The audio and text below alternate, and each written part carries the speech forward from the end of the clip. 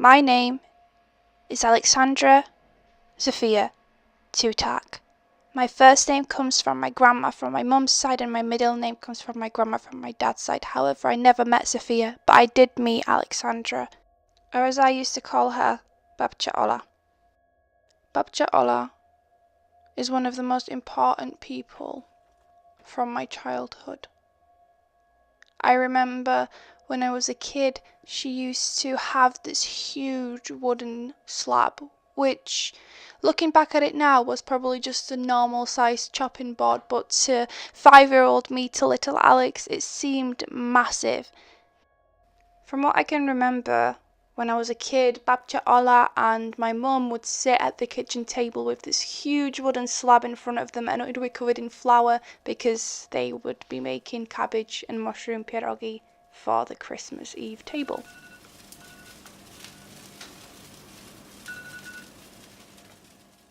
Some of the fondest memories of my grandma are of us sat at that very big wooden slab, and she would tell me stories about her childhood in World War II.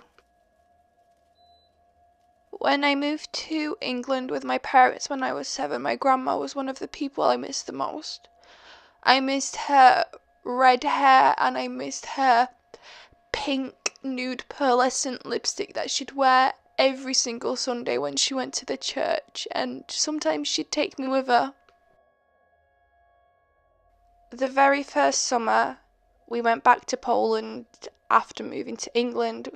I hadn't seen my grandparents for a year, and as soon as I saw their house, I burst out crying. I actually bought my grandma some kitchen towels as like a little present that I brought her from England, and she really loved them. They were beige and white.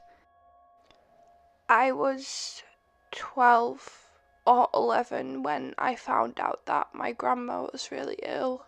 My parents didn't tell me what was wrong with her at first, but we went to visit Poland that summer, and I found out that she had a tumour in her brain.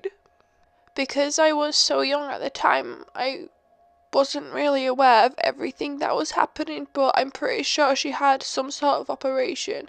And then we went to visit that summer, and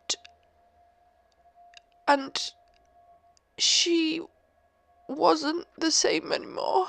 Her half of her body was partially paralysed, but not all the time, it was just sometimes, but sometimes it'd get so bad that she would be smiling with one side of her mouth.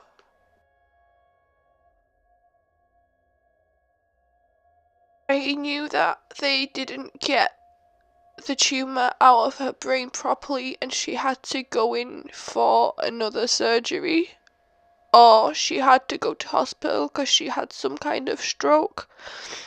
But that summer when we were leaving Poland, my dad was driving me and him back. It was just me and him. My mum and my brother had already gone home. But on the way out of Suwałki, my hometown, we drove past the hospital to say bye to my grandma. And I went into the room and she was laid down. And she got up to say bye to me. And that was the last time I ever saw her. I spoke to her on the phone a few times after that, but she was never the same. It's like they fixed her, but they didn't fix her properly. It's like they took away my grandma and left someone who was almost incomplete, and I'd do anything to taste my grandma's pierogi again. I'll talk to her again about her childhood in World War II. I miss my Babcia Ola.